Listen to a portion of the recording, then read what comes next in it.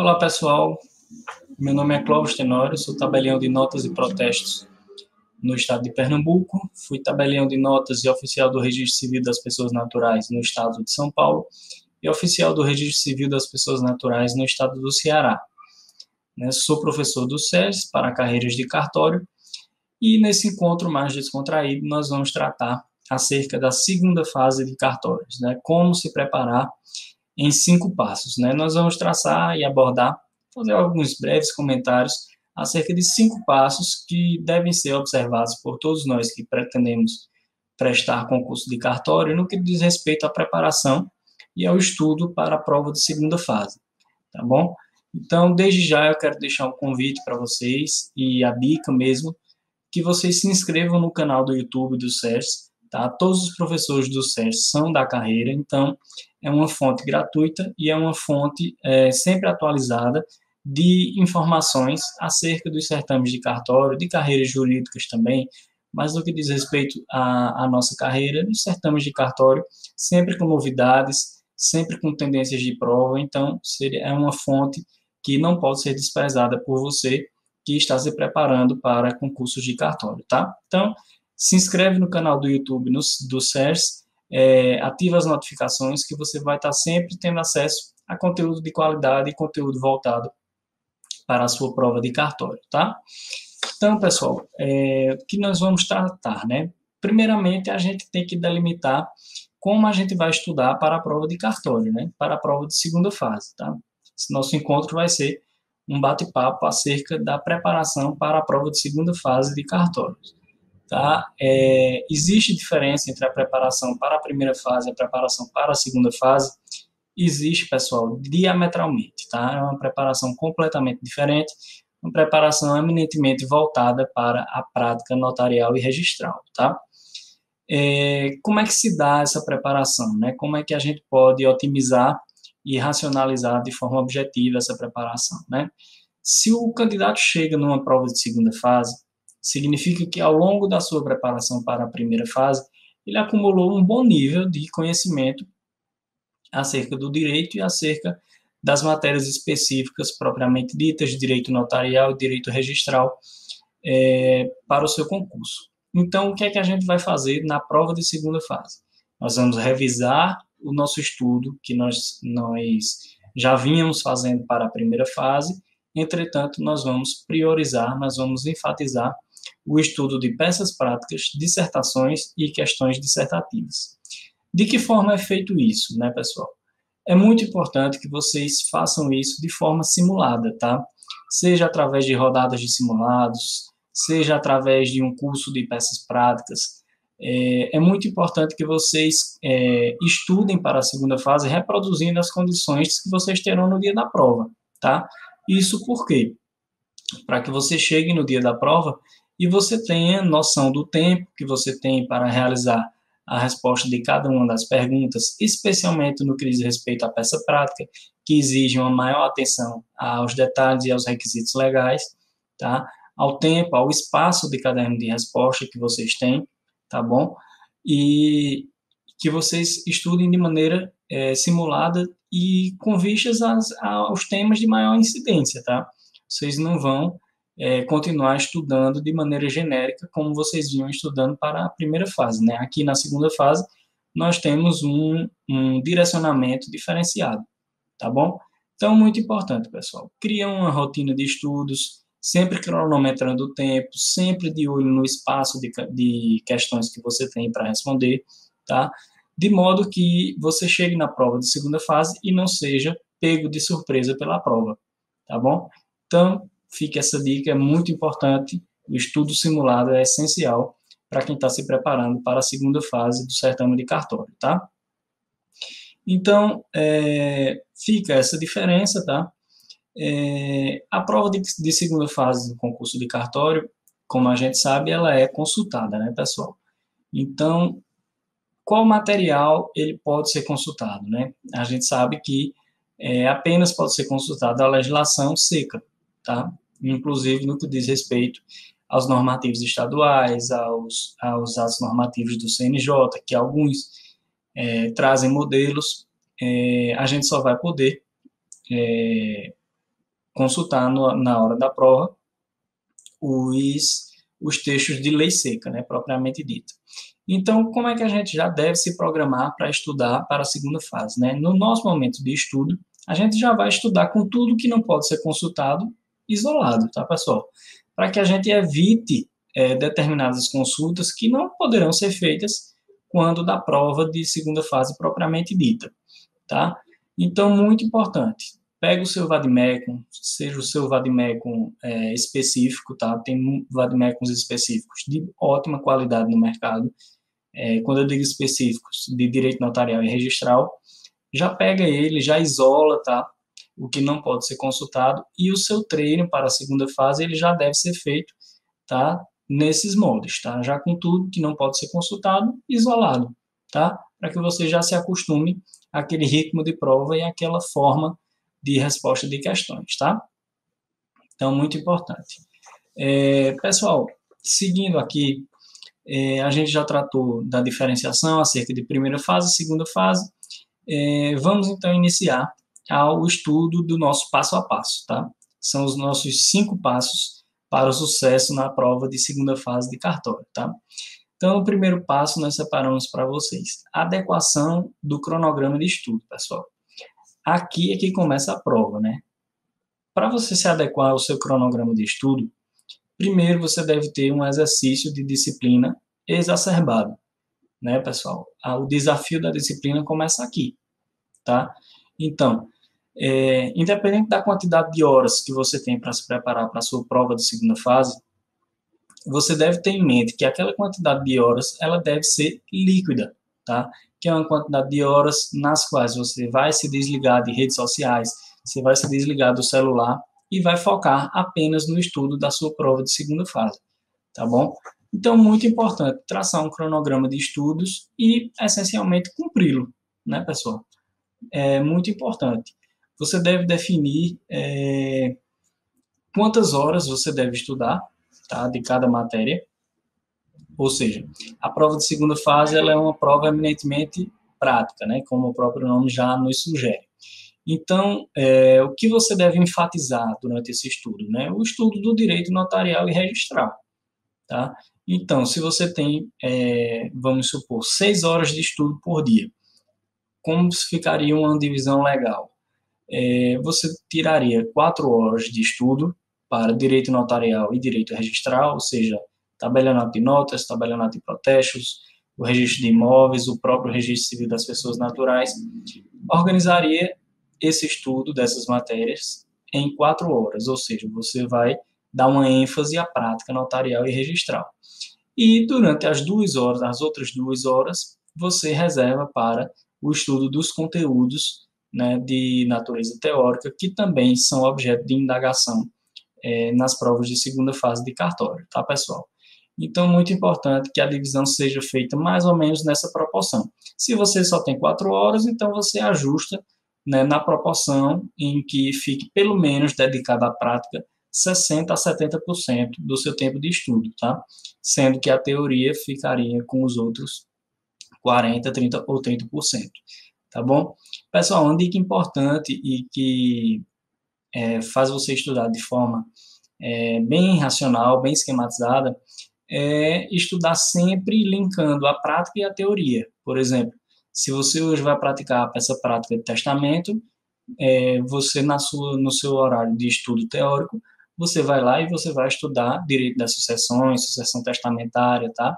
Disposições de última vontade, tá? Sempre estudando, aliando a prática e a teoria, tá? É uma forma de racionalizar o seu estudo, dar uma acelerada e, ao mesmo tempo, permite a você fixar tanto a teoria quanto a aplicabilidade prática daquele instituto que é objeto do seu estudo naquele dia, tá bom? Então, é muito importante estudar sempre dessa forma, de forma racional, tá? E priorizando a prática notarial e registral, tendo em vista que nós estamos nos preparando na segunda fase para uma prova eminentemente prática, tá bom? Pessoal, o passo 2 é de suma importância, eu acho que é o fator mais importante que nos permite ter o maior domínio de prova, esse passo 2, né, que é a análise do edital, que eu costumo chamar de conhecendo o inimigo, né? Isso por quê, pessoal? Vejam que as provas de concurso de cartório, elas não são iguais, embora elas sejam reguladas pela Resolução 81 do CNJ, né, que traz uma minuta de edital de concurso de cartório.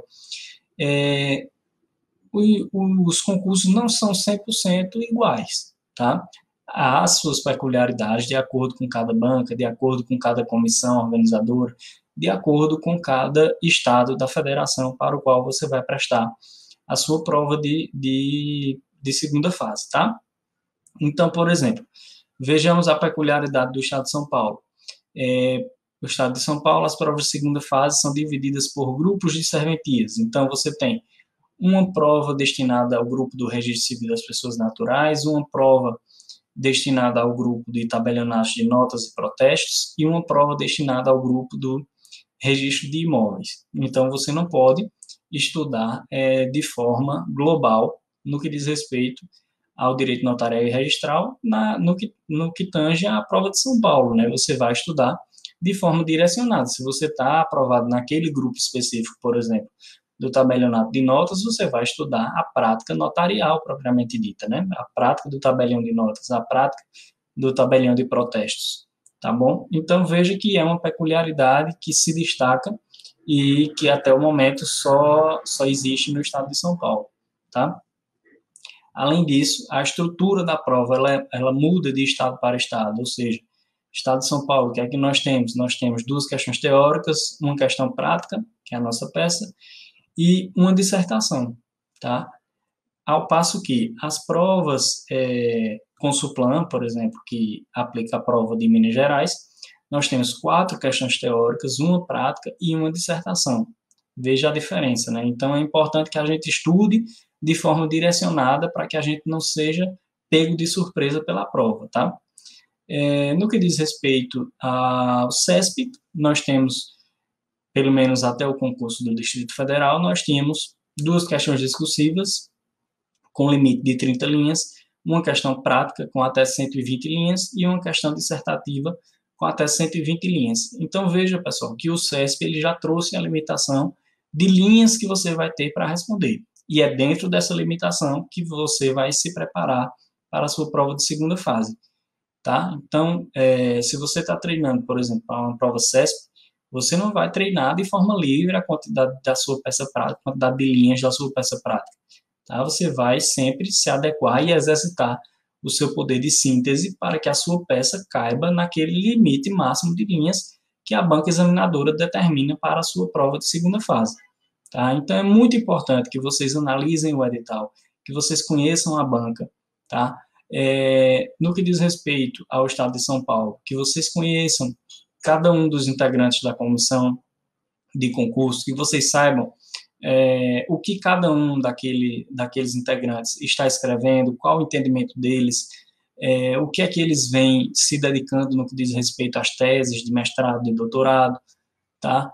É muito importante que vocês conheçam o seu inimigo, por assim dizer, né? Que na verdade é o seu amigo, porque é o que vai proporcionar você assumir a sua tão sonhada serventia. Entretanto, é muito importante que você, estrategicamente, você conheça o seu oponente, conheça os meandros do edital da prova que você pretende prestar, tá bom? Então, de suma importância a análise do edital, tá? No que diz respeito à prova IESES, que também é uma empresa que promove várias provas de concurso de cartório, acho que a que mais faz prova de concurso de cartório seria o IESES. Nós temos, pelo menos até 2018, né, a prova do Ceará e a prova do Amazonas. Nós temos 4 questões teóricas, com mínimo de 10 linhas, máximo de 15 linhas, uma questão prática, com mínimo de 30 linhas, máximo de 60 linhas, e uma questão dissertativa, com mínimos de 20 linhas, máximo de 30 linhas. Observe como é importante conhecer o edital, né, pessoal? Veja como é importante você exercitar o seu poder de síntese no que diz respeito à prova IESES, porque já imaginou fazer uma escritura pública em 60 linhas apenas, com todos aqueles requisitos legais? Então, é um desafio para o candidato, e o candidato deve conhecer essas condições de prova previamente, tá? Já deve treinar, fazer seus simulados, visando aquela prova especificamente, tá? Para que a gente não seja, mais uma vez, eu repito, pegos de surpresa pela nossa prova, tá, pessoal? Então, seguindo a análise do edital e da comissão, muito importante saber o que cada um dos membros da comissão está escrevendo, está pensando, isso é muito importante, conhecer as regras editalícias, tá? A quantidade de linhas de caderno de prova, a quantidade de horas de prova que você vai ter, tudo isso é de suma importância, a organização é tudo na preparação para concurso público, tá? Especialmente no que diz respeito à administração do tempo, tá? A dedicação, a disciplina, tá? E ao foco. Seguindo para o passo 3, pessoal, nós temos como importante, né? Ficou definido o passo 3, que seja a definição do material a ser utilizado, né? Como eu disse aqui, pessoal, no começo do nosso bate-papo, o material a ser utilizado no momento da prova, ele já deve ser o material que você utiliza no momento de estudo. Como é que você vai fazer para saber como e por onde estudar? Um vade-mecum específico de direito notarial e registral é o bastante? Um vade-mecum genérico supre também direito notarial e registral? Não, pessoal, a gente tem que dosar essa questão aí, tá? Há muitos vade-mecums específicos no mercado, tá? Como eu já falei, e eles são de suma importância para a sua prova de segunda fase, inclusive porque eles vêm com índices remissivos, que são ferramentas de muita qualidade para uma prova rápida, para que você ache os temas que você precisa para a sua resposta de forma mais célere, tá? Então, muito importante, estuda, pega um vade-mecum específico de direito notarial e registral de boa qualidade, tá? E já estuda por ele, já utilizando o índice alfabético remissivo, para que você já esteja familiarizado com o índice quando você chegar na sua prova, tá? Isso é muito importante. Entretanto, a gente não pode deixar de observar que há outras disciplinas que são cobradas na prova de segunda fase de cartórios que, por não serem específicas da atividade, não se encontram, ou pelo menos não se encontram em sua integralidade, nos vade-mecums específicos, o que nos faz necessitar também valer-nos de um vade-mecum genérico, tá? O vade-mecum de sua preferência, aquele que você já esteja mais familiarizado, tá? Você deve estudar, tá? De forma simulada por ele e levar no dia da prova devidamente isolado o que não for cabível de consulta na sua prova de segunda fase, tá?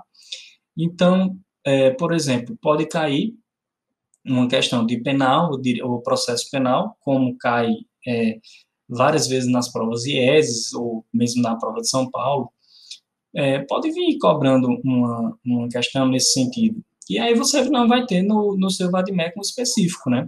Você vai ter que se socorrer do seu vade-mecum geral, aquele que você estudou desde a época da faculdade, tá?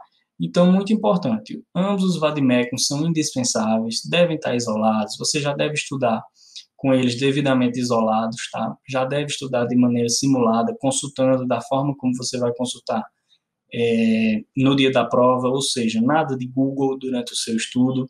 Vamos consultar o material que a gente vai poder levar para que quando a gente chegue na prova, a gente já esteja 100% familiarizado com o padrão de prova, tá bom?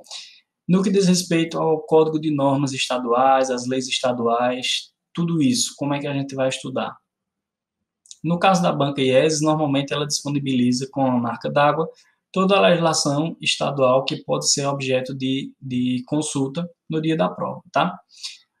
Outras bancas, outras organizadoras, não. Você pode imprimir direto da internet e levar no dia da prova, tá? Sem maiores problemas, tá bom?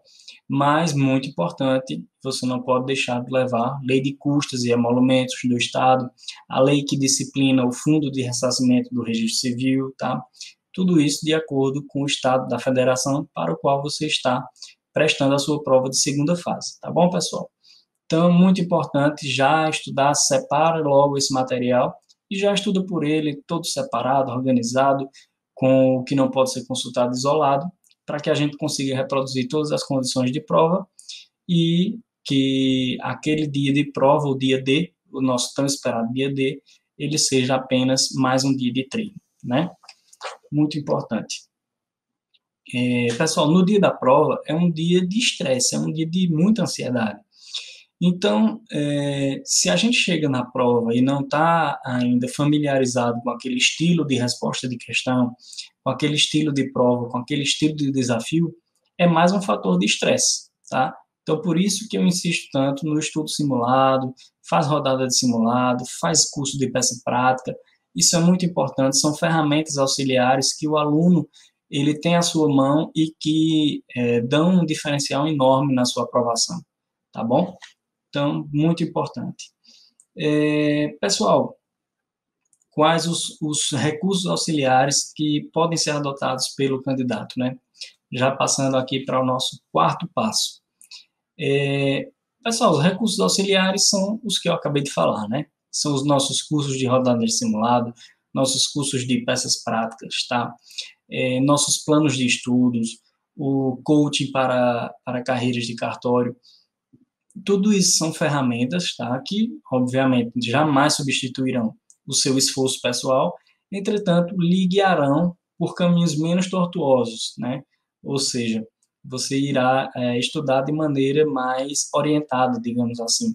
Eu lembro que era uma dificuldade muito grande na minha época, lá em 2012, 2011, 2012, quando eu iniciei os certames de minha vida de concurseiro, de concurso de cartório, que era uma dificuldade muito grande no que diz respeito a material, tá? Material de estudo, e essencialmente no que diz respeito a cursos preparatórios, a gente não tinha acompanhamento de ninguém, a gente não tinha um vademecum específico, ia fazer prova com o vademecum genérico, tá?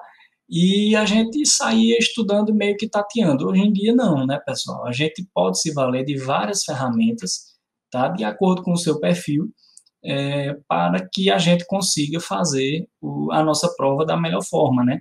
De forma direcionada, já bem preparado em todos os sentidos, tá? Tanto no que diz respeito à performance, mas também no que diz respeito ao conteúdo, né, pessoal? Nós temos várias ferramentas auxiliares que devem ser utilizadas pelo candidato, né?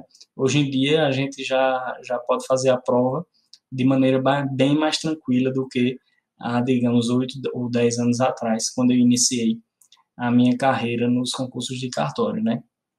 Eu fico muito feliz que isso seja possível hoje em dia, porque eu lembro como era, digamos assim, o perrengue para que a gente tivesse acesso a materiais de qualidade e que a gente conseguisse se preparar de forma direcionada, né? Então, se hoje você tem a sua ferramenta, é importante que você as utilize, né? Pessoal, eu queria falar também um pouquinho a respeito de método de estudo, né, pessoal? Há métodos infalíveis. Cursinho A faz um método que é infalível, cursinho B faz outro que é aprovação na certa. Entretanto, pessoal, não gostaria de assustar vocês, mas não existe método infalível, né? Cada um tem o seu, tá? O método que é muito bom para você pode não ser muito bom para mim, tá? Por exemplo, se eu me dou muito bem com uma ferramenta de coaching, para outra pessoa talvez não seja o caso, tá? Se eu me dou muito bem fazendo rodadas de simulados, porque eu não tenho disciplina, eu tenho que ter alguém me cobrando, que me mande a rodada, que treine naquela hora, naquele horário certo, com disciplina. Às vezes é muito bom para quem não é disciplinado. Entretanto, para quem já possui essa disciplina, às vezes vale a pena mais uma orientação direcionada, né, para que a gente consiga evoluir aí no nosso plano de estudos, tá? Então, o método de estudo ele vai variar muito, né, de um candidato para o outro, tá? É importante que você encontre o método que mais se adequa a você, né, que mais você se adapta e que você consiga cumprir, tá? Tenha o compromisso de cumprir aquele plano de estudos que você traçou, né, pessoal? No que diz respeito ao hábito, tá? Todas as vezes que eu falo de estudo para concurso público, de estudo para concurso público de cartório, pessoal, eu gosto de tratar do tema hábito, né? O que é que faz a gente conseguir uma aprovação e conseguir acumular conhecimento, tá? De forma racional, de forma organizada e de forma eficiente? É o hábito, tá? Então, pessoal, se você está se programando para estudar para concurso de cartório, tá? Para estudar para concurso público, especialmente para a segunda fase do nosso concurso de cartório, extremamente importante que você estabeleça uma rotina e que você não a quebre, que você seja fiel àquela rotina, tá? Por exemplo, se a sua prova ela vai acontecer no domingo, dia tal, às 8 da manhã. Se você puder, todos os dias, às 8 da manhã, você desliga o celular, desliga tudo, pega o seu simulado, pega o seu material de estudo teórico e vai estudar naquele horário em que você fará a prova, tá, pessoal? Isso vai condicionar o seu relógio biológico, o seu corpo já vai estar condicionado para aquela atividade naquele horário todos os dias, e isso vai gerar um hábito, tá? O que o hábito nos proporciona, né? Ele proporciona que aquela atividade, né, aquela atividade, digamos, psicológica, né, ela venha com menos desgaste, né, ou seja, todos os dias eu tenho aquele hábito, então aquilo ali não é mais para mim um desafio, todos os dias eu vou lá e faço, sem maiores percalços, né, pessoal? O hábito, ele evita que hajam aqueles loopings de comportamento, né, em que num dia eu estou extremamente disposto a estudar, no outro eu já estou menos, então eu estudo menos. Não. Se a gente estabelecer uma rotina, a gente tem que ser fiel a ela, tem que criar aquilo, tem que se tornar um hábito na nossa vida. Tá? Se vai estudar de 8 a meio-dia, é de 8 a meio-dia todos os dias, independente se você está no pico da sua disposição ou se você já não está mais tão motivado, já está meio cansado. Entretanto, você tem que cumprir aquele seu ritual com vistas ao acúmulo de conhecimento útil, tá? Para que você consiga ser aprovado na sua prova de segunda fase, tá bom? Pessoal, passo 5, revisão. Revisão é muito importante, pessoal, é muito importante. Eu falei há pouco sobre método de estudo, né? Se tem um método de estudo que ele é eficiente, é revisão, tá, pessoal? A gente tem que estudar, entretanto, a gente não pode deixar o conhecimento se perder, né? A gente não pode deixar o conhecimento ficar esquecido. Então, como é que a gente vai estudar? Eu gosto muito do método de revisão, isso para a segunda fase, tá, de concurso de cartório, e revisar da seguinte forma, por exemplo, hoje eu estudei uma peça prática de registro de imóveis, estudei multipropriedade, tá, ou direito de laje, digamos.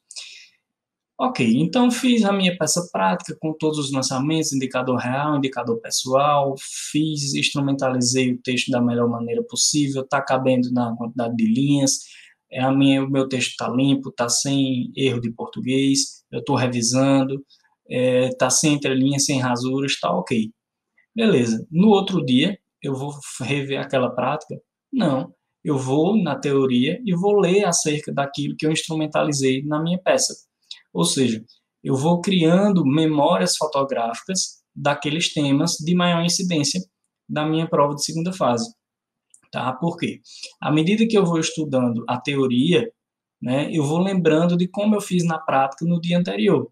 Isso vai sedimentando o conhecimento, tá? E vai fazendo com que a gente memorize tanto a teoria quanto a prática no que diz respeito à nossa prova de segunda fase para cartórios, tá? Isso é um método de revisão que dá muito certo, tá? Esse método de revisar teoria, mesclando teoria e prática, tá? Entretanto, se você já tem um método de revisão seu próprio, com o qual você se identifica e que vem dando certo, ok, continua fazendo ele. Se ele está dando certo, continua utilizando o seu método próprio de revisão, tá?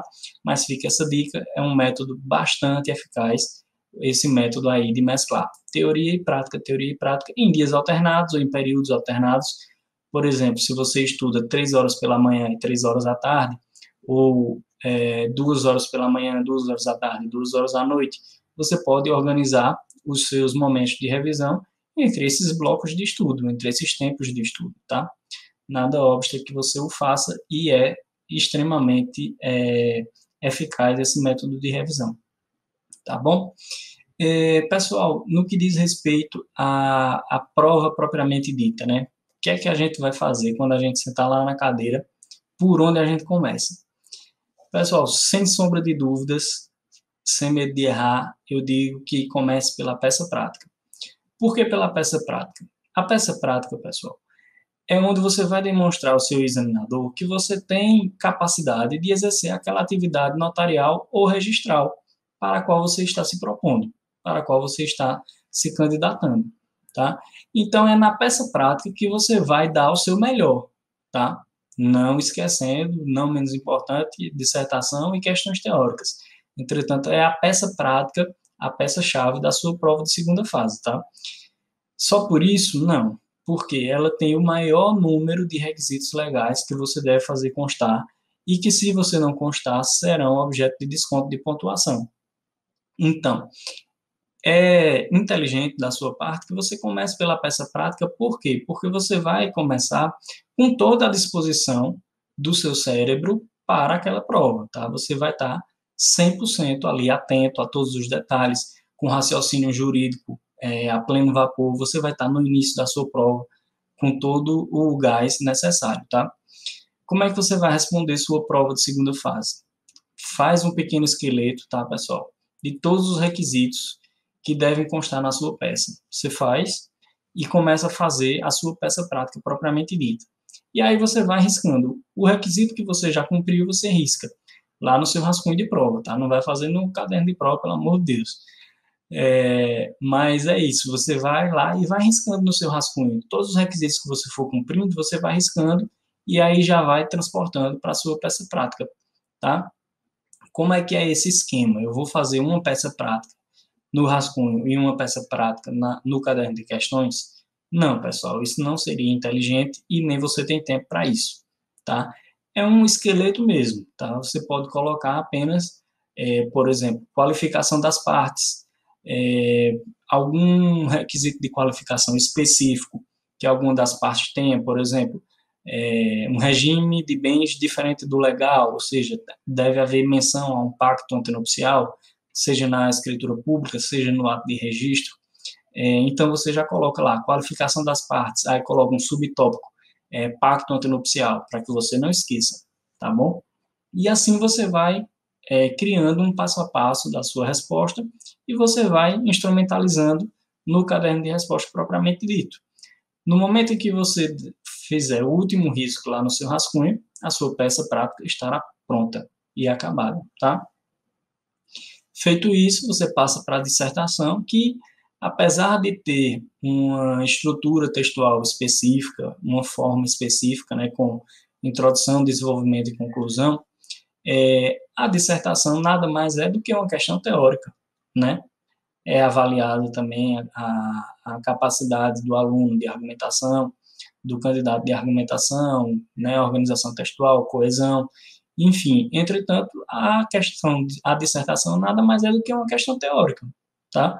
Então, não exige maiores observações a serem feitas, tá? É simplesmente colocar a teoria no papel. No que diz respeito às questões discursivas, mas ainda não exige muito de você, nem do ponto de vista estrutural, né, como há na peça prática, tem que haver uma estrutura, né, que é própria da atividade notarial e registral, tá? São questões que exigem menos do candidato e que podem ser feitas após a peça prática. Tá bom, pessoal? Então, ficam essas dicas para vocês, espero que sejam muito proveitosas, tá? Desejo muito boa sorte a vocês e assim nós traçamos os nossos 5 passos para a aprovação em provas de segunda fase de cartório, tá? Que são, passo 1, adequação do cronograma de estudo, tá? Com o cumprimento dele, muito importante, tá? Compromisso com você próprio, isso é muito importante. Passo 2, análise do edital e da comissão. Passo 3, definir o material que vai ser usado e utilizá-lo já reproduzindo as condições de prova. Passo prático, definir quais recursos auxiliares você vai adotar, tá? Material de estudo, cursinho, acompanhamento com coaching, o que é que mais você necessita e o que é que mais se adapta à sua realidade. E o passo 5, a revisão, que é o corolário de quem está estudando para qualquer prova, para qualquer concurso, especificamente o nosso concurso de segunda fase para cartórios, tá? Com isso eu me despeço, pessoal, e desejo muito boa sorte a todos vocês, alunos SES.